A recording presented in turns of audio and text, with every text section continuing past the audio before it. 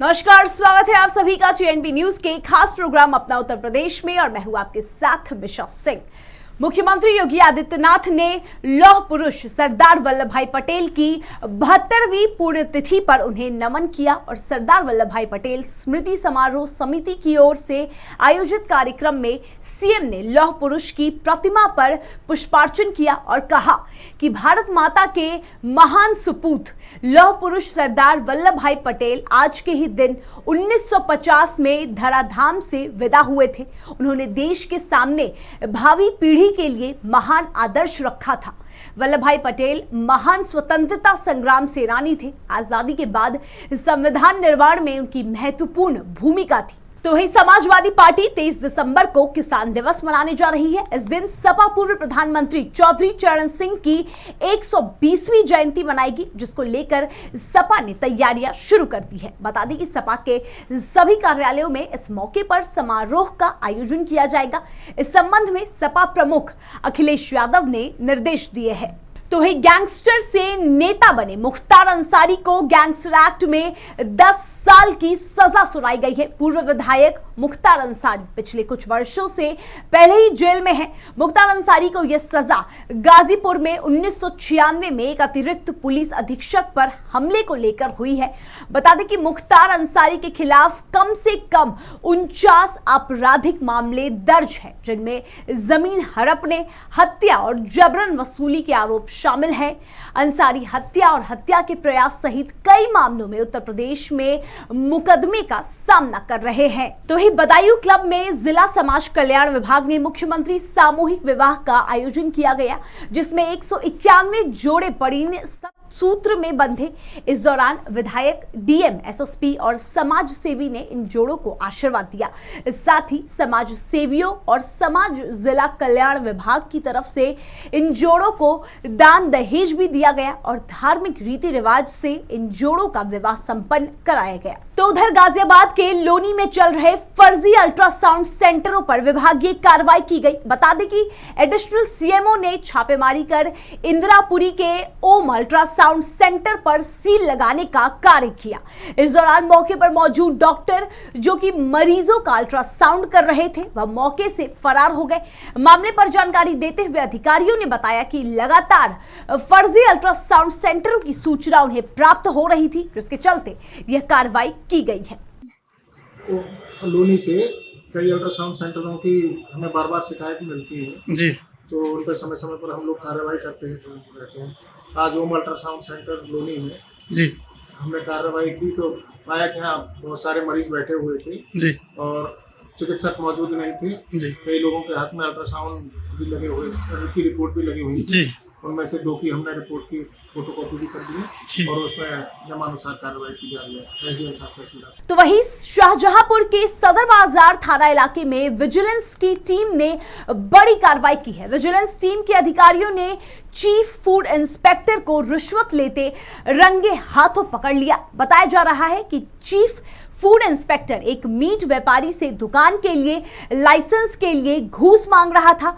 उसने मीट व्यापारी से लाइसेंस के लिए 12,000 रुपए की रिश्वत मांगी थी। इतना ही नहीं, व्यापारी 10,000 रुपए उसे दे भी चुका था, लेकिन उसने विजिलेंस दफ्तर में फूड इंस्पेक्टर के खिलाफ शिकायत दर्ज करा दी, जिसके बाद चीफ फूड इंस्पेक्टर को प्लानिंग के तहत रंगे हाथों पकड़ लिया। जिला उपाध्यक्ष कयूम कुरैशी का जो था मीट का लाइसेंस आवेदन किया था आज से 3-4 महीने पहले, जिसके लिए इसने काफ़ी पैसों की डिमांड की। क्योंकि शाहजहांपुर में जितना भी खाद्य विभाग से जितना संबंधित है, तेल की दुकानें, जितनी भी दुकानें, सबसे इसके पैसे बंधे हुए हैं।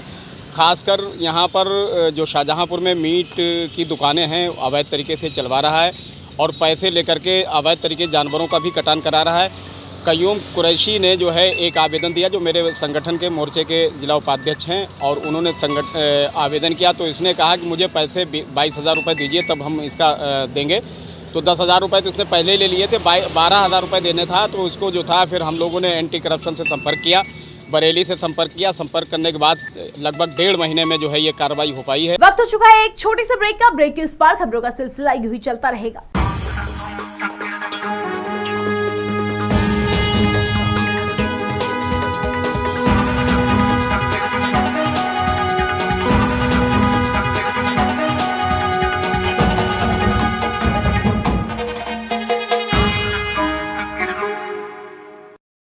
स्वागत है आप सभी का। ब्रेक के बाद नजर डालते हैं आगे की खबरों पर। गाजियाबाद में एक दिल दहला देने वाला मामला सामने आया है। एक मकान मालिक ने कारोबार के लिए किराएदार से 60 लाख रुपए उधार लिए थे। उधार चुकाना ना पड़े इसीलिए उसने पीएचडी कर रहे छात्र की हत्या कर उसके शव को 4 टुकड़ों में काटकर गंग नहर में फेंक दिया। बाद में उसके खाते से और 40 लाख रुपए भी निकाल लिए। पुलिस ने इस मामले में मकान मालिक समेत 2 लोगों को हिरासत में लिया है। बता दें कि मृतक काफी समय से अपने दोस्तों के संपर्क से दूर था। दोस्तों को शक हुआ तो उन्होंने मोदी नगर पहुंचकर गुमशुदगी की रिपोर्ट दर्ज कराई, जिसके बाद पुलिस जांच में जुट गई है। एक हफ्ते पहले मुझे टेलीफोन आया कि भाई मिल नहीं रहा है और उसका फ़ोन नहीं मिल रहा बिल्कुल भी, जबकि कभी कभी मैसेज आ जाते हैं व्हाट्सएप पे। तो उस बात को बहुत सीरियसली लिया हमारे सभी साथियों ने और कई लोगों से बात हुई, जैसे राजीव बालियान हमारे मित्र हैं, उनसे 6 तारीख को या 6 तारीख को बात हुई थी। सबसे आखिरी बात लगभग उन्हीं से हुई थी। तो हम सब लोगों ने बातचीत की तो हमें लगा कुछ गड़बड़, तो हमने इसकी 3 दिन पहले FIR दर्ज की। हम 6 मित्र हैं, हम आए यहाँ थाने और इसकी FIR दर्ज की। तो पुलिस ने बहुत त्वरित कार्रवाई करते हुए इसमें जो दोषी है उसको पकड़ा भी है और हमें जानकारी आ रही है अब मीडिया के माध्यम से कि उसको जो है कत्ल कर दिया गया है और बड़ा जघन्य तरीके से कत्ल किया। बहुत मतलब हम सब लोग अचंभित भी हैं। ये क्राइम जो है बहुत ही हाईटेक तरीके से किया गया है। उसके फ़ोन में जो व्हाट्सएप था या और सोशल मीडिया थी उसके द्वारा जो है सभी मित्रों को ये कहना कि मैं ठीक हूँ और जल्दी मिलूँगा, ये आभास कराना कि अंकित को कोई कुछ नहीं हुआ है, ये एहसास इस तरीके से धोखे में रखना, ये एक तरीके से हाईटेक क्राइम किया गया है। अंकित मूल रूप से कहाँ के थे सर? ये जनपद बागपत का मुकुंदपुर गाँव है, ये छपरौली के पास पड़ता है, वहाँ का मूल निवासी था और यहाँ पर जो है किराए के मकान में रहता था। कोई उमेश नाम का आदमी है, उसका मकान। तो ये आपके साथ पीएचडी करते थे? जी, हमारे ये क्लासमेट भी थे और जो भी जितने भी मित्र मंडली है सभी से उनका दोस्ताना व्यवहार था, सभी को चिंता है। और अब चूँकि पूर्व में इनके माता पिता की डेथ हो चुकी थी तो अब इनका परिवार में तो कोई तरह नहीं। इसमें जो मृतक का मकान मालिक था, सबसे पहला शक उसी पर गया और जब उसको हिरासत में लेके उससे गहनता से कड़ाई से पूछताछ की गई तो उसने पूरी घटना को करना कबूला। उसके द्वारा ये बताया गया कि मृतक अंकित के अकाउंट में कुछ ज़मीन बेचकर कुछ पैसा आया था और इसके मन में लालच आ गया था, तो इसीलिए इसने कुछ पैसा पहले ही अंकित से अपने अकाउंट्स में ट्रांसफ़र करवा लिया था। इसके बाद जब इसको लगा कि ये पूरा पैसा हड़प सकता है तो इसने अंकित के internet banking details, credit card details, debit card details सब चीज़ें इसने ले ली अपने पास और इसके बाद अंकित को गला दबा के मार दिया। उसके उपरांत इसने एक आरी लेके अंकित के शव के कई हिस्से किए और उनको अलग अलग स्थानों पर इसने डिस्पोज कर दिया। उसके बाद से इसने इंटरनेट बैंकिंग करके कुछ पैसा अपने अकाउंट में ट्रांसफ़र किया एवं डेबिट कार्ड के माध्यम से अलग अलग एटीएम्स पर जाके इसने वो पैसा खुद और फिर अपने एक साथी प्रवेश के माध्यम से इसने पैसा निकलवाया और उस पैसे को फिर ये लोग अपने पास रखते रहे। तो इस पूरे घटनाक्रम में हम लोग ने इन दोनों को हिरासत में लिया है, उमेश और प्रवेश को।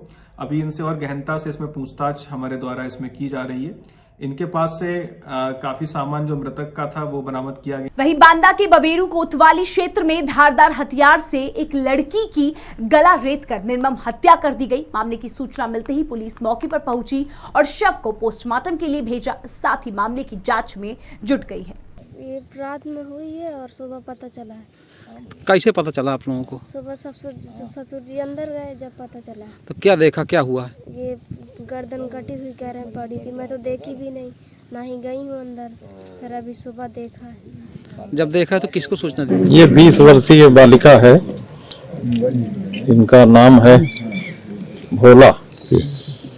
रात में कमरे में सोई थी, जिनके बारे में परिवारजन द्वारा बताया गया है कि इधर का दरवाजा, खेत की तरफ का दरवाजा खुला था। कोई अज्ञात व्यक्ति कमरे में जा करके बच्ची का गला रेत करके उसकी हत्या कर दिया है।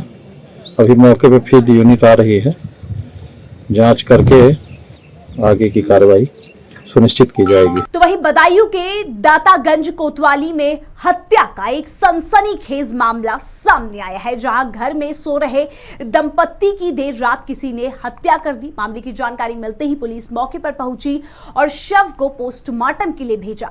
साथ ही मामले पर जानकारी देते हुए बताया कि मामले में 2 लोगों को गिरफ्तार किया गया है। जमीनी विवाद के चलते हत्या को अंजाम दिया गया है। मामले पर आगे की कार्रवाई की जा रही है। जहां पर एक caller Shri Udayveer son of Kanhai द्वारा 112 नंबर पर ये सूचना पुलिस को दी गई कि उनके भाई सोमवीर और इनकी भाभी खुशबू की उनके ही चाचा अमर सिंह व चचेरे भाई सत्येंद्र व अन्य 3 अज्ञात व्यक्तियों द्वारा लोहे की रॉड से हमला करते हुए उनकी हत्या कर दी गई है। और इस हत्या का जो मोटिव है वो उनकी कोई जमीन के बंटवारे को लेकर जो विवाद चला रहा था उसको लेकर के था। इस संबंध में थाना स्थानीय पुलिस मौके पर पहुंची और इसमें दोनों ही नामित अभियुक्तों की गिरफ्तारी कर ली गई है और शवों को पोस्टमार्टम के लिए भेजा जा रहा है। उत्तर प्रदेश की तमाम खबरें देखने के लिए बने रहिए TNP न्यूज के साथ और हमारे चैनल को लाइक, कमेंट, सब्सक्राइब जरूर करें और ताजा अपडेट्स के लिए www.tnpnews.in पर जाएं।